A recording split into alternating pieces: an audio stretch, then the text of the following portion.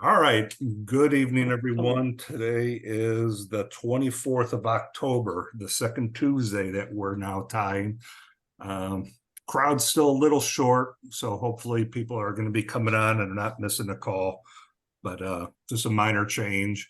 Um, we'll go over emails real quick, and then Carl and I will be going back and forth on uh, who knows, we might just spotlight both of us together at the same time, and we're just going to be tying up some different midge patterns and nymphs and uh, just kind of having fun tonight. Nothing really called out.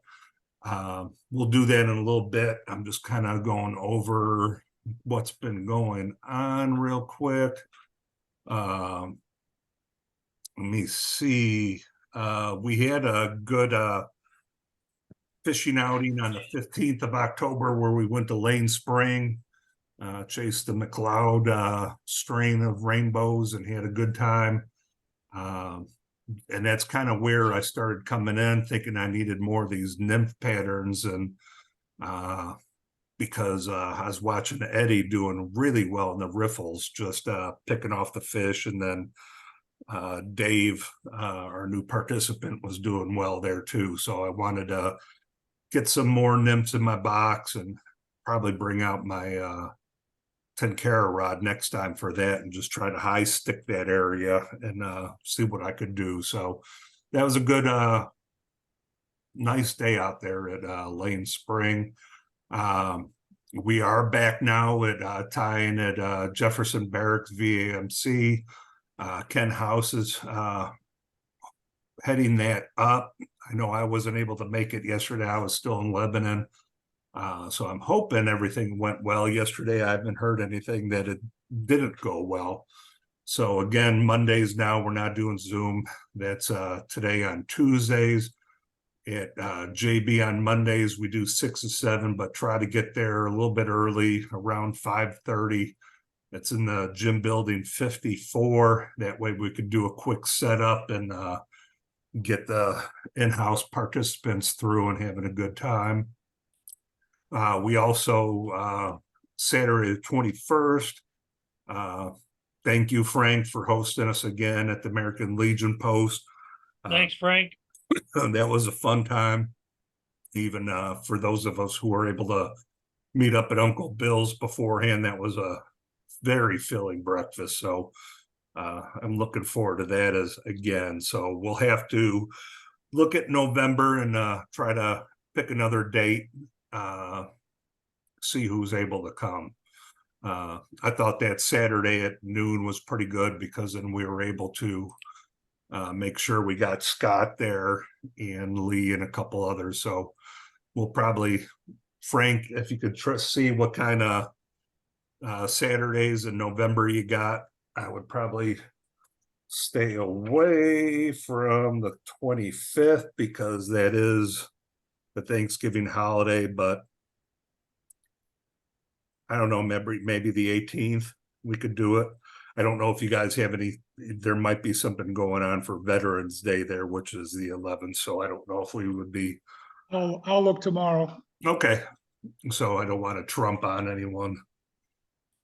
So again, that was a good time. Looking forward to doing that again. I still have some materials in storage, so if you need anything, let me know. I need to make a run out to Hargroves. I haven't been there in a while, and usually they've got some extra stuff laying around that I could grab. So hopefully I'll fill up those bins soon. Let me see. For the calendar, we kind of did everything that we said we were going to do. So November is going to fill up.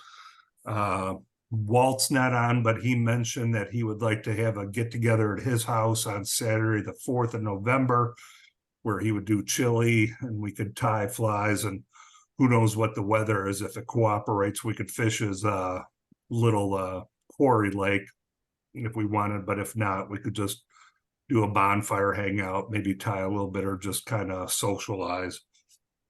So keep that as in the back of your head.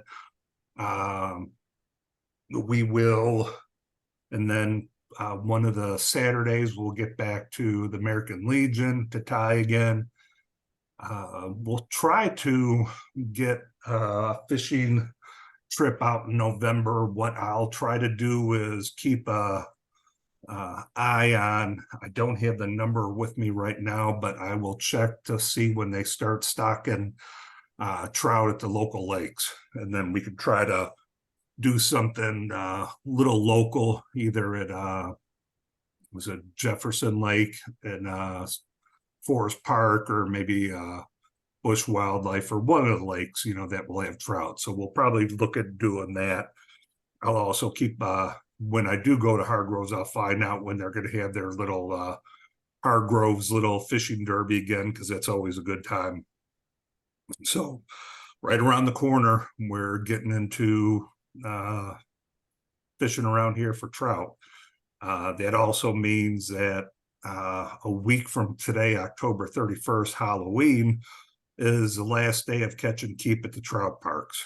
And then there's the cool down where they don't let you fish for up to 2 weeks. Basically, they kind of clean up the streams. Some of the scuba divers get to go dive down in the spring, which is kind of cool. If you ever are out there, check Facebook, it's kind of neat. But they go and take some boats and they clean up all the, as I call them, Christmas trees with all the bobbers and lures on it. So they go and do a nice clean on the park.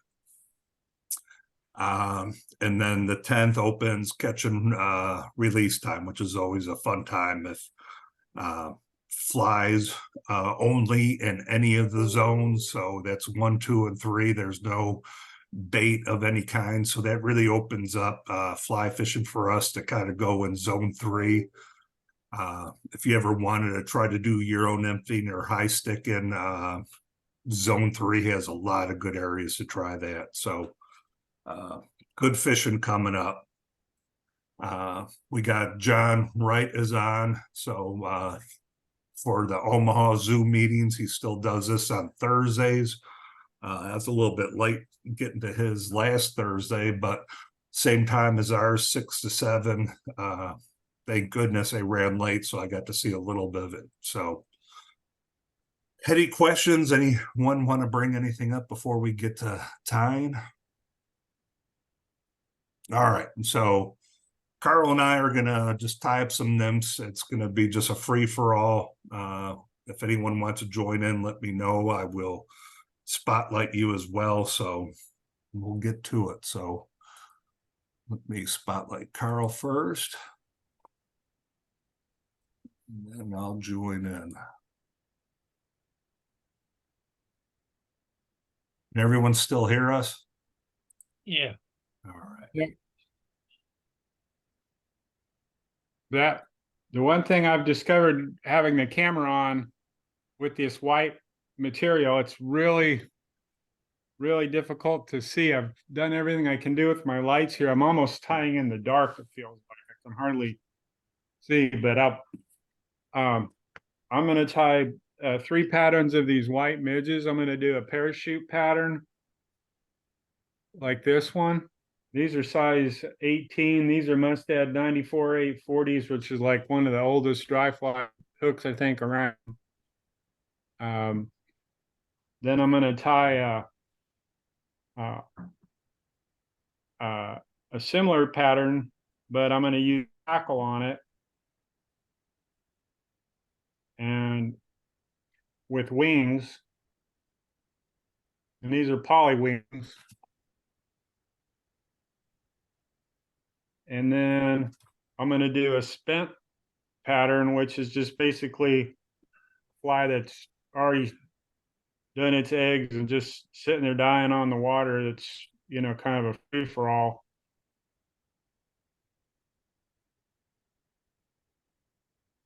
This spent pattern is like this, and if I turn it sideways, you can see the wings just kind of lay out.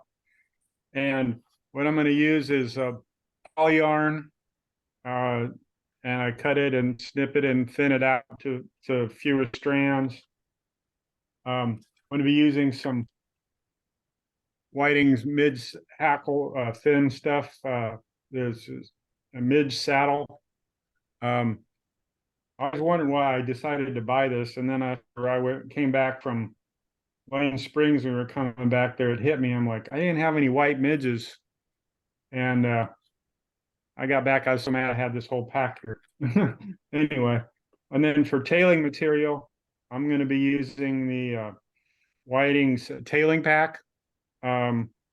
This stuff is really good tailing material. They're a little stiffer material. They make great tails. And you can use them in nymphs to dry flies. So there's no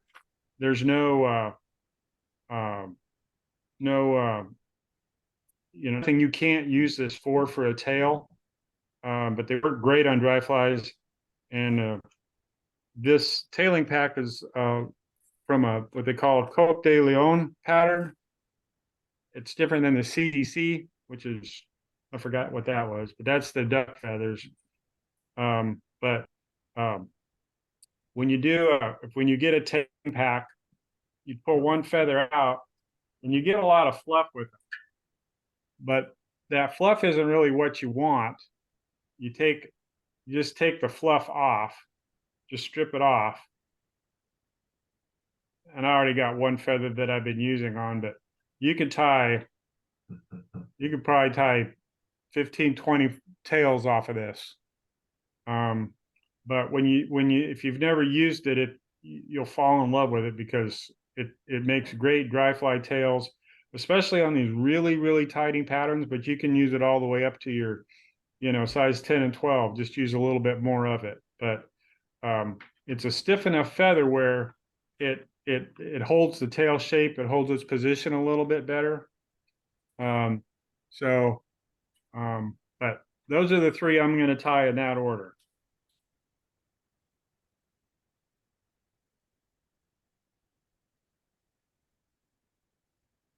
Take my size 18 hook, and I'm going to put my other glasses on so I can see. I'm going to go ahead and debarb it. These are barbed, and go ahead and smash it.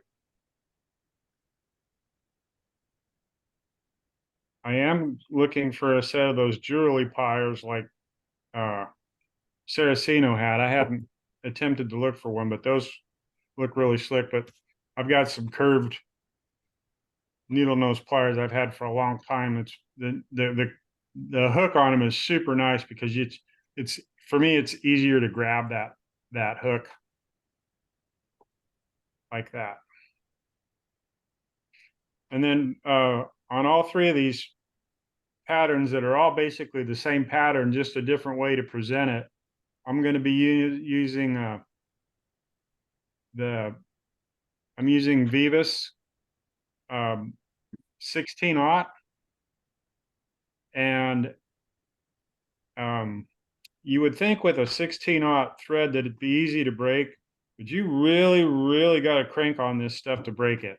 I mean, it's just some tough thread.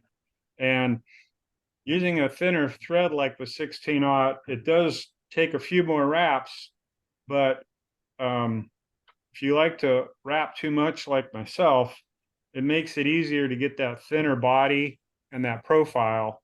You can use a thicker one, but it's real easy to get carried away and really easy to get too much thread on it. And when tying these small little dry flies, super easy to crowd the hook on it. And when using a very thin saddle hackle like this, I mean, this stuff is, this is a size 18-20 hackle. It's very, very thin. And, but if you don't want to go spend a ridiculous amount of money, you can get this, there's a smaller pack that you can buy. And for some small dry flies, and you don't want to put the investment into, a lot of feathers that you're going to take, that you won't use in your lifetime. If I can find that somewhere, I had it. Here it is. You can purchase one of these This was $30. And, you know, it comes with some, you know, different colors in it. So you can, for a small amount of investment, you can tie a ridiculous amount of flies with just a few of these feathers. To see how you like it, tie a few of them, and then that way it's not a lot of money laying out there. So I'm going to start my hook, start my thread on my hook, and I'm going to start about 2/3 of the way. So this is half, and I'm going to wrap up here. I'm going to get 4 or 5 wraps, trim my thread, wrap it in, and I'm going to wrap back. Now, on these smaller flies, to me, it's always easier for me to put the tail on first. Because when I do the tail, I can wrap the body and get up here. And with the thinner thread, it's easier to go back in and fill it with more thread to get your body taper than it is to build it up and then do it here, because it seems like it just goes, gets away on me pretty quick. So mayflies, and you know, typically have, you know, two tails or 3 tails. So I'm going to try to grab 3 feathers if I can see them. Just pull them off. So there's our three feathers. I don't know if you can see that. And you want, in a standard dry fly, you want to make them, your tail, as long as the shank of your hook from the hook of the eye, beginning of the eye, to where basically the barb is, or would be, if you're using barbless or not. So I measure it with my thumb and forefinger, and then I hold it on here. And I typically don't mind them if they're a little bit too long, but I like to set it a little longer than where I have it.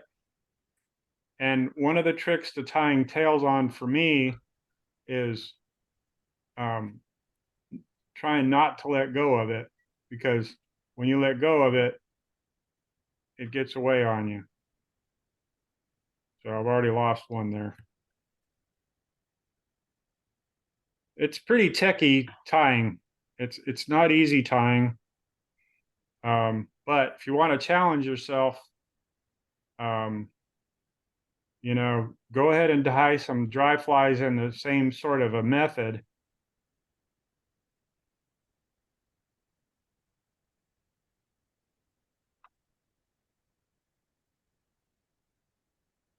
The same sort of a ratio pattern, and then you can get yourself more accustomed to dialing in down a little bit lower. So I'm going to take my thumb and forefinger and hold it onto the feathers, hold it down on there, get a good couple wraps on it, and then I'm going to hold the thread up while I'm wrapping back, and I'm making touching wraps. This seems like it goes forever, but it's a pretty thin fly. And as I'm holding it back, I'm holding the tail up, and what I'm doing is I'm keeping that tailing material on the top of the hook. That's kind of the trick here, is to keep it up to the top of the hook. Now, as you get back towards the back, it's really easy to overwrap it and bend that tailing feather back too far. And you could take it and move it up here a little bit. And you can get it, when you get it to flat, then I like to wrap underneath it once, and I hold it where I want it, and I go over it a couple times. And that gets it pretty flat or square with your on the same plane as the shank of your hook. So then I'm going to go ahead and just wrap forward.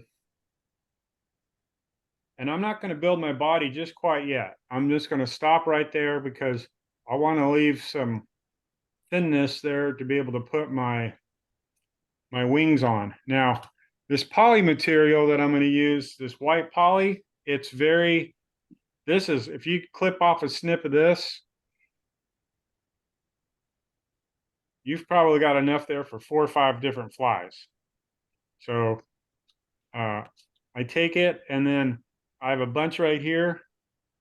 I'm going to take about 1/3 of that, and I'm only going to take, I would describe it maybe 1/8 of an inch if you held it in diameter, maybe. And I'm going to hold it on one end and tight, and I'm going to kind of pull it out with my fingers and brush it out just a little bit with my thumb and forefinger. I'm going to go about halfway. I'm going to go ahead and thumb and forefinger it on, hold it on. I'm going to go 1, 2 wraps over. Then I'm going to twist it like this, and I'm going to hold it to this coming to me. I'm going to go to the other side, get 1, 2 wraps on it. So there I've attached my wings, and I don't have these exactly equal on both sides quite yet, but that's okay. That's what scissors are for. So there's a couple ways you can do this. The spent pattern is with the wings laying down flat on the ground. The fly is dead. It's dying. It's easy food for the fish. But I'm going to go ahead and make a parachute one first. So I've already got, the way I attach this is the same way I'm going to do the other ones. But from here, I'm going to build a parachute. So I'm going to take my yarn, and I'm going to wrap up, get a thread dam up the front of it. Then I'm going to go to the back side of it and get a couple wraps behind it. Then I'm going to hold it, and I'm going to do some figure eights down at the base, kind of build up some thread on it to kind of get it to stay vertical. Then I'm going to take my thumb and forefinger. I'm going to go up, I'm going to go behind it, and then I'm going to hold it up. While I hold it up, I'm going to go around to the front. And this is an easy way to do it, is just take your time. Go around to the back. Go around to the front, bring it back to you, then go away from you. Now you've already got it started, so now it should be easier just to kind of go around and grab it. Grab the base. You want to get about 5, 6 turns up on it. And this takes a little practice. It can be a little frustrating, but that's part of the fun of the fly. So once I get 4 or 5 wraps up on the top, I'm going to go ahead and wrap it back down. And then I'm going to do a couple figure eights right around underneath it to kind of lock it in.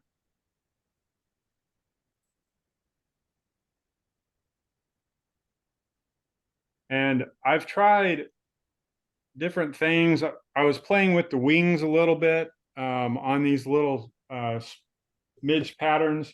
I've done some black midge patterns that I did when that I caught a couple on over at the Little Piney when we were there. I've tried these parachute posts. Some people like them, some people hate them. I'm not a fan. You get a roll of this poly material, and you can do so many things with this stuff. And if you're looking to buy materials on different things, or looking for something, if somebody's got some stuff out here, try to get some packages of different color, like yellow, gray, and white, because this poly yarn is really good for like the grasshopper patterns. So kind of can substitute for like the Antron yarn. And poly is a nice material to use. It's easy to use. It's very forgiving, and it will float. So you don't have to worry about it absorbing water.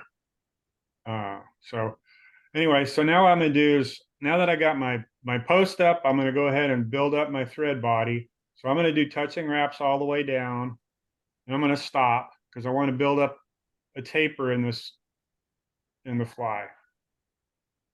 So I'm going to go up here, go up to the top, then I'm just going to build a taper. And you can see I'm not really doing a lot of wrapping towards the back. I'm doing more towards the front. And when I'm building my body, when I get it to about where I want it,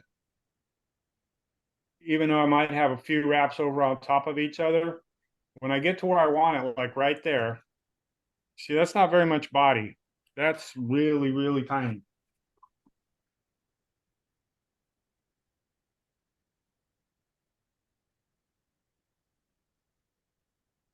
So I'm going to go ahead and wrap that. And then I'm going to go up and I'm going to go ahead and finish my head on here. Just going to go ahead and get some wraps on here, build up the head. And since this is a parachute, this is where you want to kind of finish your head off here in this area. I'm gonna go ahead and get one more wrap down, kind of clean that bottom part of the tail abdomen off a little bit.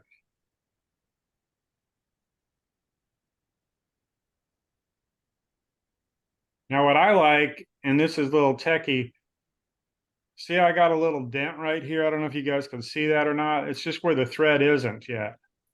So I'm gonna go ahead and get some wraps and to kind of fill that up, make that look like the part of the thorax of the fly and build it up some.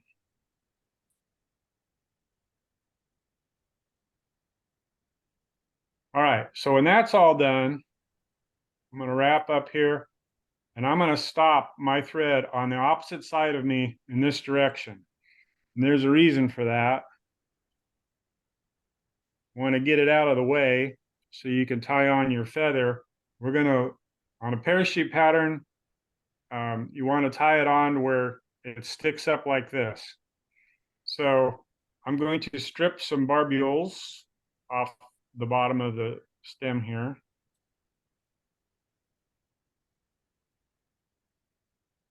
And I tend to strip off more than I need when I'm doing this. Oh. So I got a fairly long stem here. And I want to have enough stem to where when I go up, that stem goes up against the post. So I'm going to go ahead and just measure it and go, okay, I need about this much. So I'm going to trim off a little bit more.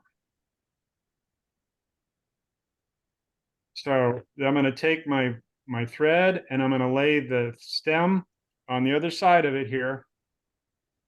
And I'm going to grab the stem that I tied, just pull it ever so slightly. I'm going to go back a couple steps, wrap up against the head here. And I'm going to stop my thread right up against the post. Then I'm going to take my feather and I'm going to hold the feather with the parachute post together. I'm going to go around. That way I can grab it. So I'm holding both. And the trick to parachutes to me is getting this first part started. Whoop, what happened there? Oh, I broke it off. Ah, failure.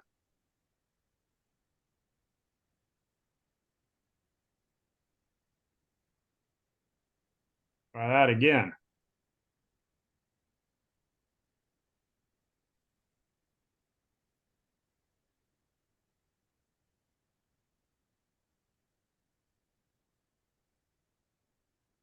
All right, so I'm gonna attempt it again here.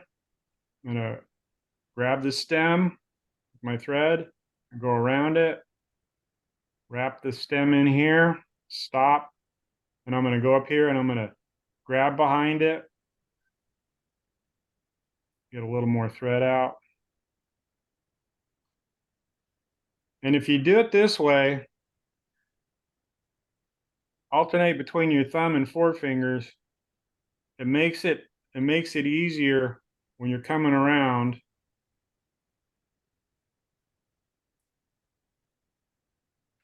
with your thread. Because the trick that I think, and at least has helped me on a good parachute, because you want this feather to be up here at the top of your thread, and we're gonna wind this back down. And a lot of the key to getting it to work right for me is that point right there. Get that part started where it's actually holding on to that fly where you want it, or that feather where you want it. Then you can be a little bit more, gives you a little bit more flexibility because that feather is staying up there and it's holding on. Now you can kind of work it out of the way. Now you want to wrap, just take your time and wrap all the way to the bottom. Once you get to the bottom, do a couple figure eights, come back behind it. And I'm pulling the thread over towards me on the other side here now. So then I'm going to take my thread or my feather and I'm just going to wrap around. I'm going to get probably 3, 4, maybe 5 turns on this thing. Don't need a whole lot more than that. So I got it to where I want it. Now, the other part that's confusing about parachute posts is how do I tie it off? Well, you come around here, you want to wrap the thread underneath the hackle. Now, there's another way you can do it. You can turn the fly over, move it on the hook, but I don't like doing that since I'm already attached to it. So I'm going to take the feather and the thread. I'm going to go over the top of the feather underneath the hackle.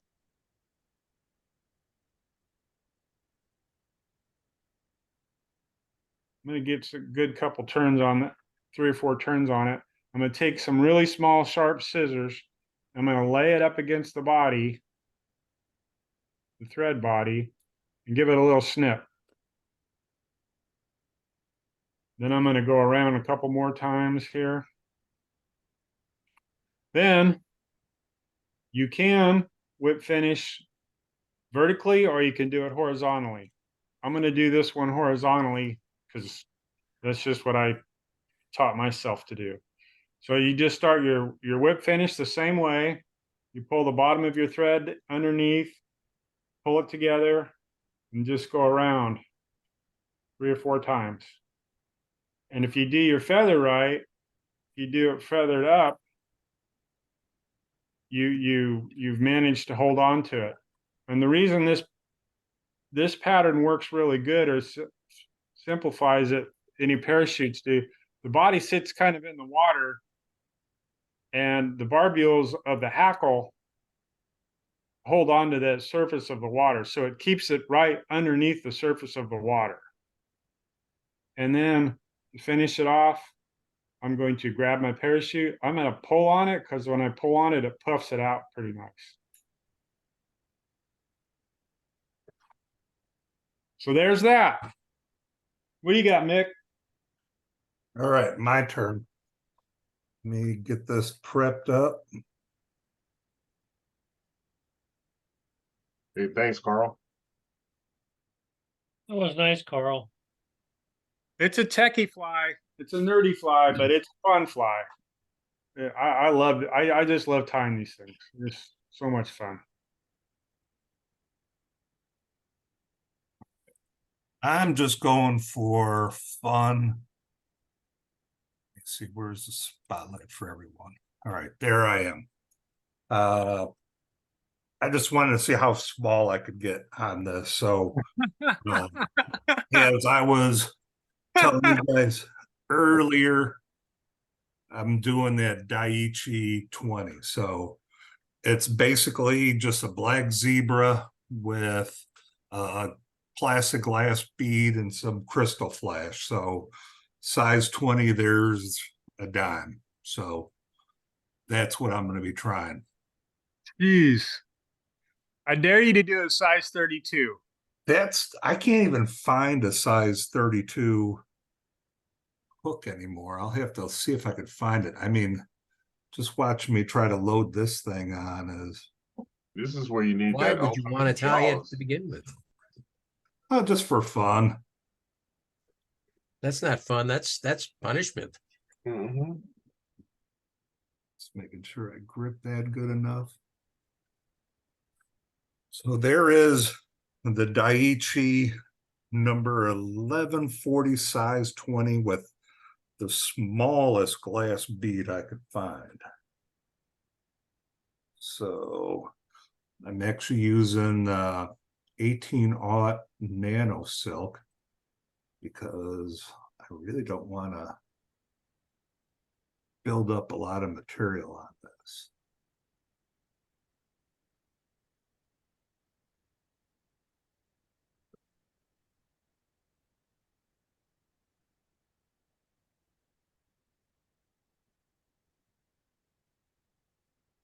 With the Find it names, amazing with all the junk in the water, the fish can actually see that little thing, huh? yeah, and they nail it too. I mean, I fished with 20 and have caught a lot of fish. So the size wire I'm using is the extra small. And where's my spool? So it's the ultra wire extra small silver. Hopefully you can see right there. So it's extra small. And it is thin for wire.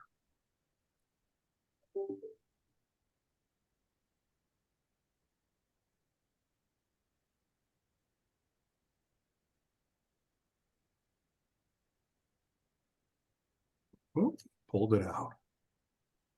It's kind of the fun, a little bit of the challenges.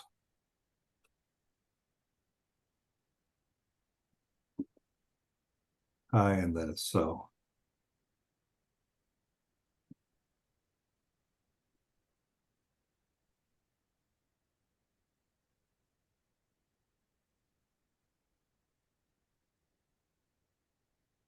built up the body a little bit. Kind of lock up around that bead so it doesn't go anywhere.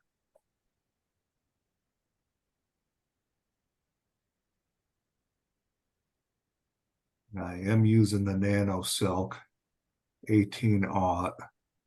So if you could even see, I'm for even such a small fly, I'm not building up a lot of material, just keeping it nice and small.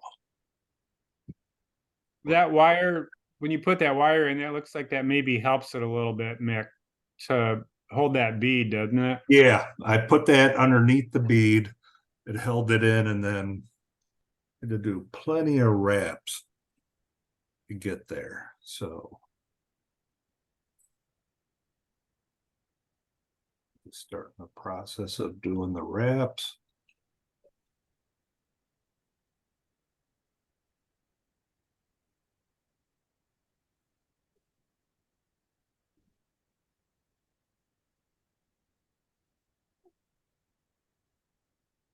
It's like it's getting a little out of focus. Be kind of hard to see. I think it looks good. Okay. Lock that wire in.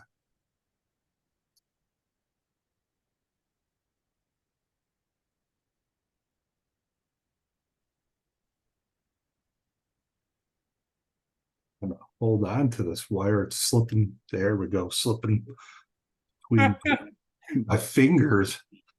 Can't even grip it. So I'm doing another half hitch. Yeah, that looks good. Could get a strand of crystal flash. I want it to be seen.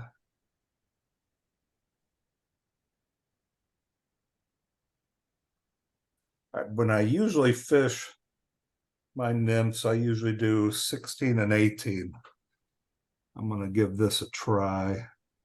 So I fold over the crystal flash a couple times. Bring it in.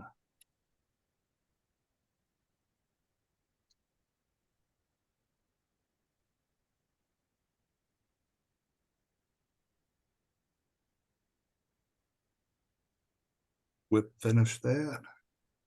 And then trim that up.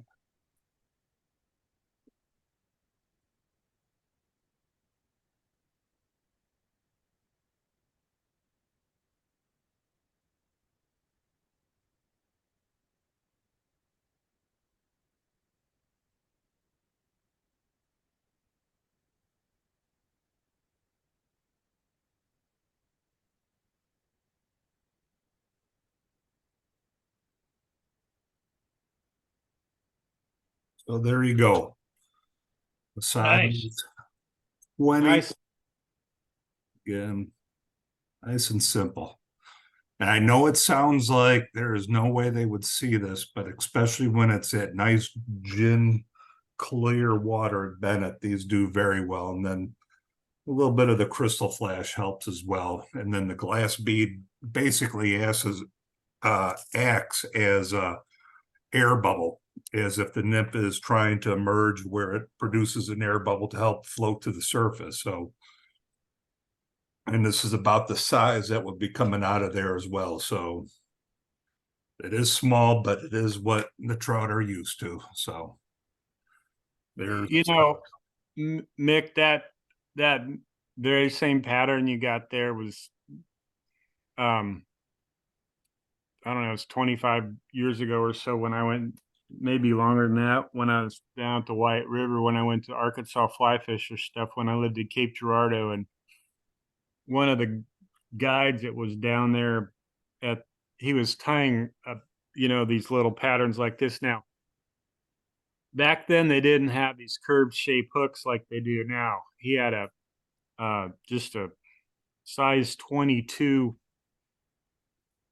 and it was just a black piece of yarn, in a sense, that very thin yarn he wrapped, and then he put a little bit of white poly yarn on it. I mean, just a very little part of it.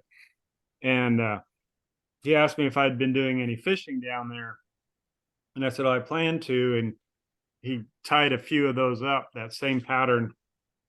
Yeah, I don't know if he even had a glass bead on it, but the same, black midge pattern.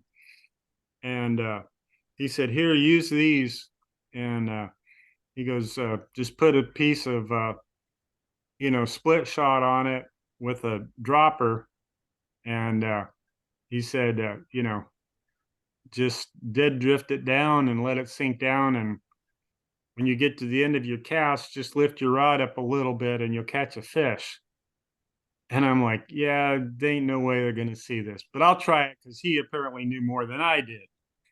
And oh, sure as shoot, minute I get it, I'd cast it upstream, mend it, get a lot of mend out there, and just keep an eye on my strike indicator, which is just a little poly, those pulsa foam things. Those have been around for a long time, and watched it. And as soon as I see it getting to the end of my before I started dragging, I just start kind of lifting my rod tip up a little bit, and sure as shoot, you'd catch a fish. It's kind of the same thing, Scott, when we were fishing, only we were using a big heavy jig because the water was so deep.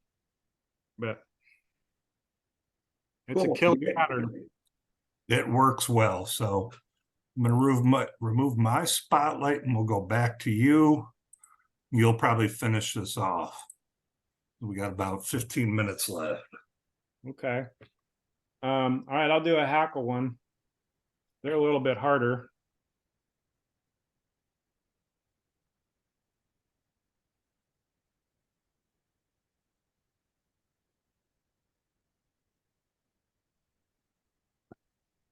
Do the same sort of start. I'm going to go ahead and start the thread. And I'm going to be back here about 2/3. I'm going to go ahead and get 5 wraps on it. Grab some tailing material.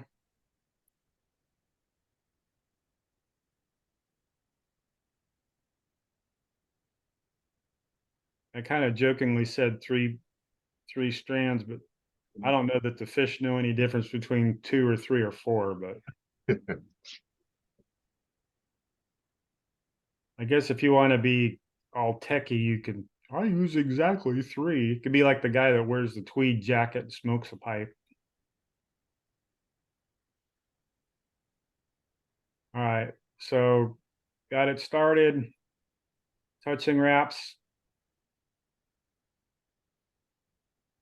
Again. Go right up to where the barb is before it has a bend in it. Go down underneath it. Get a couple wraps on it. Got the tail on. Go ahead and wrap forward.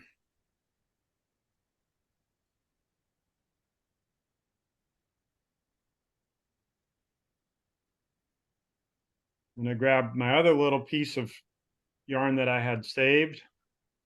Do the same thing, kind of brush it out with my thumb and forefinger, kind of roll it a little bit. I'm gonna go ahead and put my thumb and forefinger on it. And I'm gonna leave this one, I'm gonna kind of go back a little bit further on this one, get a good catching wrap. And I'm gonna go over here. And what I'm gonna do, the reason I don't wanna go too much forward is I wanna try to get at least 2 or 3 good wraps when I go to the front of the hackle, because I'm gonna put a hackle on it. Now what you'll see is when you do this, see how it twists on you a little bit? Well, it's easy to fix. You just take the one that's bending over towards you and you grab it and you go around it and pull it straight. And you can grab with your thread, get a locking wrap in, and now you have it parallel. So I'm going to make wings on this one. So I'm going to do the same thing I did with the parachute post. I'm going to go around, just alternate it. I'm just keeping my thumb and forefinger on it, kind of get it wrapped around. You see how that yarn just kind of bounced up a little bit on me there? Well, I'm going to go ahead and I want to define these wings a little bit more. So I'm going to I'm going to go the side towards you. I'm going to grab it with my thumb and forefinger. I'm going to take my thread and I'm going to grab it around and I'm going to pull the thread over the top, pull it away. I'm going to get 2 or 3 wraps on it around. So I'm kind of like making my own parachute post on the one side. Okay. So what I have here is I have 3 or 4 wraps here, and I've identified and I've created it where if I did it tight enough, it creates a little bit of a wing. So now that I've wrapped it in and locked it in, I'm going to do the same thing on my side. I'm going to go around, and for whatever reason, my side, when I do it towards me, I always have a little more difficulty in it. I don't know why, but I get a good wrap around it. And it's kind of a feel thing. And once I get it set where I want it, I get a couple locking wraps. And I think that's the trick, is to get the locking wraps in. Now, I have the wings up a little bit, but what I'm going to do is I'm going to go up underneath it a little bit with a little bit of a thread dam.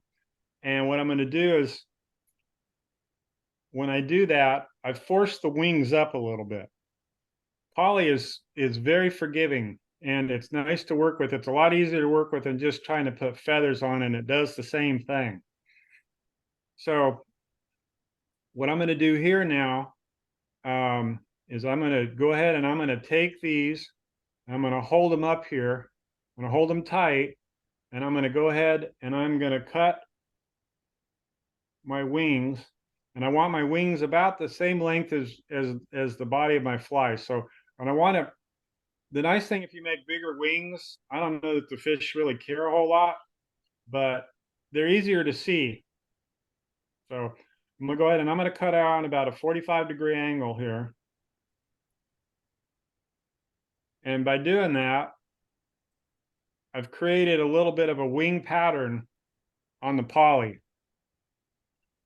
And those feathers might be just a little bit bigger than what the fish are used to seeing, but I think it's the silhouette that really matters. I don't think they can tell if the wings are flapping if they're exactly 7 or 8 millimeters apart. I don't think the fish can really tell that. So I'm going to go ahead and I'm going to build up a thread body now. I've got all the hard stuff out of the way now. I'm going to go ahead and just wrap back. I want to get my tail down to where I want it. I'm going to go ahead and wrap forward. I'm going to build it up. And if you notice, I'm not building up past the eye here. I don't want to get too close to my wings because I'm going to be tying in some thread when I tie in the hackle.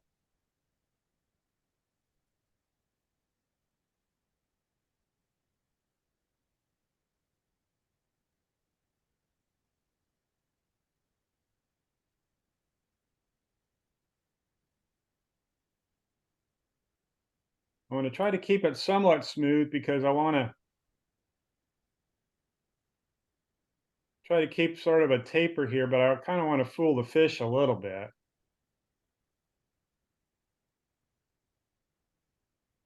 And when I get it to about the diameter I want, then I'm going to go ahead and just do smooth touching wraps all the way down. And then locking thread wraps all the way into it. So if you can see here now, I've got just a smaller taper right here, but the rest of it I'm going to finish off when I do the hackle, because I want to have a smooth part when I do the hackle. So I'm going to do the same sort of method on the fly.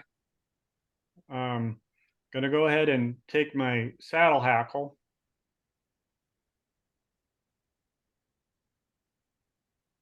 Get myself a stem to tie on, and I'm going to lay it parallel to the shank of the hook, and I'm going to have the very tip of my saddle hackle go up to the front of that, right where the eye is. So I'm going to tie behind it. I'm going to take some wraps. Now, if you can see, I've got some bare stem here. If you leave some bare stem when you're wrapping your hackle, it helps your hackle lay down better where you want. What I want to try to do is get 3 wraps behind and 2 wraps forward. So just do touching wraps all the way. And I'm not going to finish the eye yet, but I am going to wrap up right around the head of this. These old 94-840 hooks tend to at times not close all the way. So what I do is I make sure I put a few extra wraps up there to make sure I seal that hook. So now I am stopping here with my thread. This is where I'm going to have my tie off here. I don't want it too far forward. I don't want it too far back.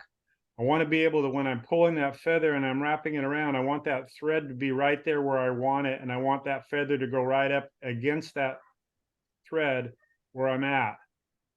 So it makes it easier to tie off appropriately. So I'm starting off and I've got some bare stem to start off with. That is the easiest way to do it. Get some bare stem. I'm going to take my feathers, my wings, and I'm going to wrap forward. And again, these poly yarn is very forgiving. You can move it back and forward all you want. You're not going to break it. So I got 3 wraps behind, and then I'm going to take 2 wraps forward. And what I'm going to do each time I do it, I'm taking my thumb and forefinger and I'm wrapping it up next to it.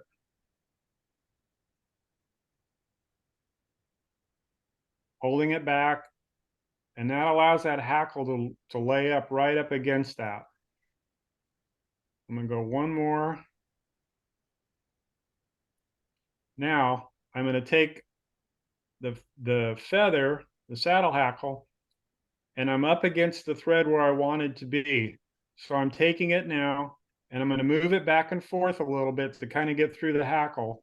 So I don't try not to grab any hackles. It's almost impossible not to, but I'm going to get a couple good solid turns there.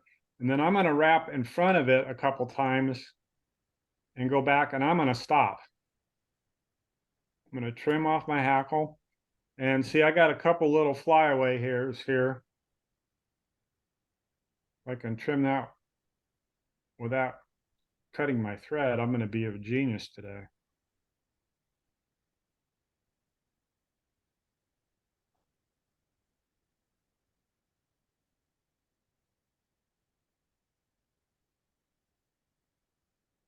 Hard to get your depth perception on these things sometimes. So I'm holding the feather and the hackle and everything back, and I'm wrapping up against it, building a head, going right up against the hackle. Then I'm going to take my whip finishing tool. I'm going to pull some thread out, put my whip finish on here. I'm going to hold my thumb and forefinger back on this thing so I can hold the hackle back. Get a couple whip finish turn. Put another one on.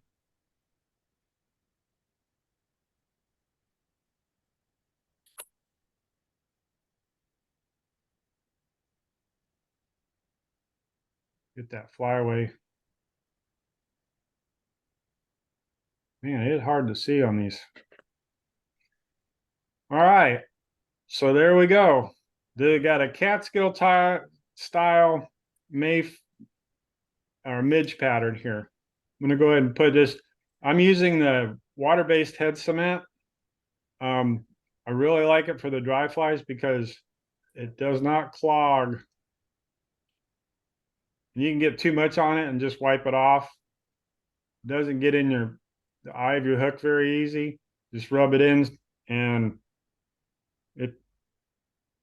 I really like this water base. It's so much easier to use. And I lose more of these flies than I catch fish on, so I don't really care about I know I'm gonna greater chance I'm gonna lose a fly than catch a fish on it, because I am gonna try to put it underneath a tree or a branch or something, and I will mess it up. But this is the type of pattern that will sit on top of the water a little bit more.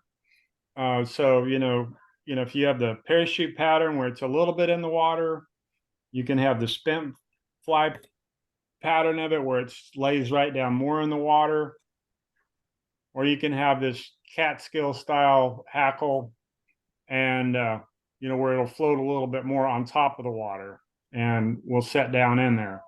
So just all different, same fly. You could mix this up with any colors you wanted. You could do some Adams. You could do, you can make an Adams pattern with some, a brown body and a gray body with some brown hackle. If you could find some small thin hackle, and you could get different colors of yarn on it. But the yarn wings are this poly yarn. I'm pretty sold on it. I love working with it. It's very forgiving and looks like a wing, and just great stuff. That's all I got. Very nice. All right, I think it's almost that time, isn't it? Yep. Yeah, we're one past. So, all right. So, good meeting. Again, I will make sure I get the emails out for sure. Any requests for next week on a fly or anything? Want to see anything? I don't know if I'm going to have time this weekend to come up with a PowerPoint for hooks and thread yet, because I'll be last little bit of working on the trout shack to get it ready for catch and release season. So I'll be busy out there. But Mick, I Yeah. put in the chat, I put a link to Albedi's Fly Tying Friday. Anybody wants to see it or watch it, it's pretty good. It starts about 7 o'clock our time because it's 6 o'clock Mountain Time, but it's well worth spending an hour with Albedi yes, and some of those really, really well-known fly tires. let me make a copy of this. So yes, absolutely. If you guys could make that, that is great. I'm trying to put this in the email already so I don't lose it. You guys want to see something? Want to do something easy? You guys could do like a Royal Wolf, or we could do some Humpy, some old traditional patterns, just to kind of mix it up a little. Or Yeah, maybe we'll do that. If you tie one traditional pattern and I'll do one, and then we'll look. I'll email you so we don't pick the same one. yeah, okay. And then, I'll come up. I'll come up with one. I'll do something that's somewhat challenging. I like challenges because I think when people see that, it makes it more of yeah, maybe it looks a little difficult when you're first starting out, but it also adds to the depth of tying flies and the depth of fishing. So Yep. Let me just put this, I'm gonna save this so I don't forget. All right, so I got Al Beatty's meeting saved, so I don't forget that. So you have that on the email, Mick? what's that? I need to get that. For the Al Beatty, Yeah. I will send it out tomorrow, but it's in chat right now. I didn't know if I could copy and paste that. That's what I was. That's what I did. I just did a copy paste from the meeting chat and threw it in my draft for the email, which I have to still work with, which I'll get out tomorrow.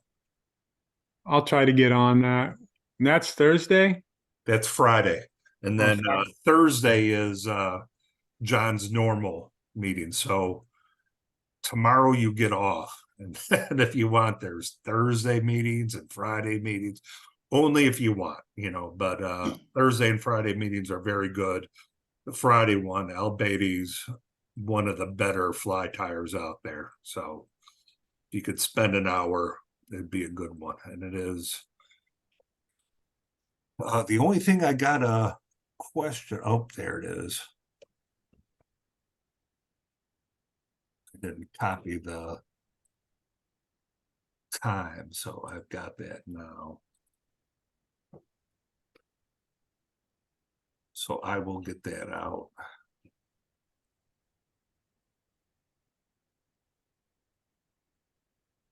All right, so I will have that out there. And then I will have an email for Carl and I to tie next week. Any last go backs before we head on out? So soon next month, Frank will get us a Saturday, hopefully at the American Legion, and we'll meet up at Uncle Bill's again, stuff ourselves on a good breakfast. And then catch and release is coming. So along with that is the St. Louis urban fishing. So we'll either get to Jefferson Park or any of the parks near here and start having a good time where we could actually do some trout fishing, but stay local. So I thought Walt would be on. So pencil in November 4th at his place if you want to show up. I know he's going to do chili and we'll do some fly tying and have a good time. So those are things coming out. I'll have it on the email coming out tomorrow. If you guys have any questions until then, just reach out to me. So you gentlemen have a good evening and we will see you soon. Thanks, Mick. All right, everyone take Thanks, care. Mick. Nice call. Yes. Bye, guys. Good luck. Everybody be well. Yeah, be well. Bye.